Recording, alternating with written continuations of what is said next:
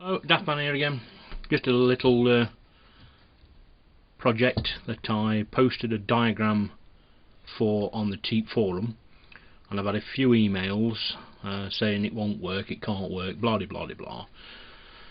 Not so much posting, just people email. The way this actually works, if I can just turn it around sideways here. We've got a positive here, so this here is positive all the time. And all it actually does, if you can see in between there, which I don't think you can much, is it disconnects and connects the power. So how it actually works is we get the power coming in here, the positive comes up to this here. When it's not energized, in other words the coil's not running, this plate here, this brass plate, is connected to the top one. On there is a metal washer, so obviously as soon as the power is connected, this coil energizes, creating an electromagnetic field which attracts this washer down, disconnecting the power. Obviously then the electromagnetic field we've just created will collapse, letting go of the metal washer, allowing this to spring back up and switch back on again. So it's a big vicious circle. Nothing new in that. You could do this with a relay. This is just a larger version. Right, what we've actually got here is a coil that I took out of one of my old projects. In fact, this is a fully recycled project from the last one I put on YouTube, hence the reason for the scruffiness. I do apologise for that. Now, as I said, I don't think you can actually see the gap. You can actually see there isn't a lot of clearance or a lot of movement in that. I've actually used the Bedini pulse motor 450 winds of two varying types of wire, and all I've done is connected, fingers keep getting in the way, don't they? All I've done is connected the start of one of the coils to the end of the other coil, leaving me two connections, and I've used those for the power inputs. So all this does is just switches on and off, on and off, on and off the power, in the same way as the Bedini control circuit does. So we'll call this one the schoolboy project, if you like, if anybody wants to build it. And we'll just start this up now with no connections on, just so you can actually see the back EMF being lighting this Neo bulb up. And we're going to start it up on 9 volts. You can hear it running away. You can actually see that bulb on. Now you can actually tune this to get more power out of it or less by adjusting that screw. You can probably hear the pitch change. You probably can't hear the bulb, see the bulb change because it's not particularly good, this camera. I'll just try and turn it right down. You can see it just flickering there. So basically all I'm doing is just tuning the circuit here.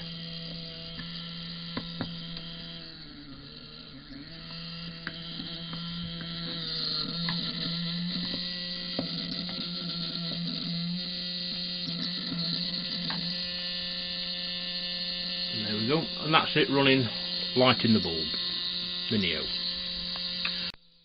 Right, here we are. I've connected the multimeter up to the battery and put one lead on the battery. The thing's already tuned up and running, so we're now just going to drop the negative on, and when we do, we'll watch the battery voltage. Well, actually that's the best results I've had out of it. That's just jumped up. It will come down because obviously the battery's going to check that. So it's we'll say 9 volts in. Of the light's gone out because we've collected the back EMF into this battery. And by the way, this battery was actually naffed, so this will be a nice test for it to see whether it will rejuvenate that battery. But you can see the voltage, and that's on the battery, so that could be inaccurate because the cells in the battery might be damaged or something of that nature. But I have actually tried it on a known battery, and the results was the same. And I've actually had this run on a 9 volt battery as well, just to try it. So I think you can see that's reasonably successful. You can't really see much movement on this. I'm sorry, it's out of focus again. I can't go any better than that, I'm afraid. You can't really see any movement on this. But just to prove a point, if I put on the meter there and I shut it up, the voltage is starting to drop on the battery. Let it start up and jumps back up again. So that's proving that back EMF, there is back EMF there anyway. Just got a diode in there to change it to DC. And now we'll stick it on the capacitor and see what it goes up to. I'll switch it off before I do this. Now there's our meter reading. Just switch the power supply back on. We've got the capacitor connected, so there's no power on the capacitor, so no cheating. I've seen a couple of these devices where I suspect there's batteries in the capacitor. I actually was invited round to someone's house who built one. Says, tell me how this is working, because he got no batteries connected at all. Said he got a perpetual motion machine going, and I picked the capacitor up and the capacitor seemed a little bit heavy.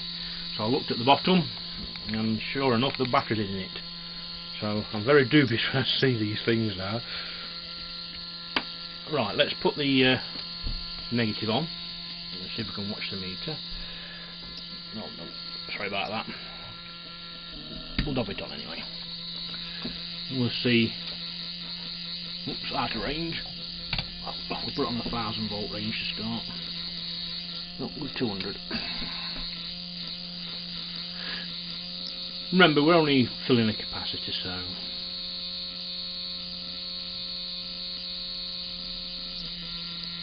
I've not done any over unity tests on it. I've got no intentions of doing that because I know it's not going to produce that.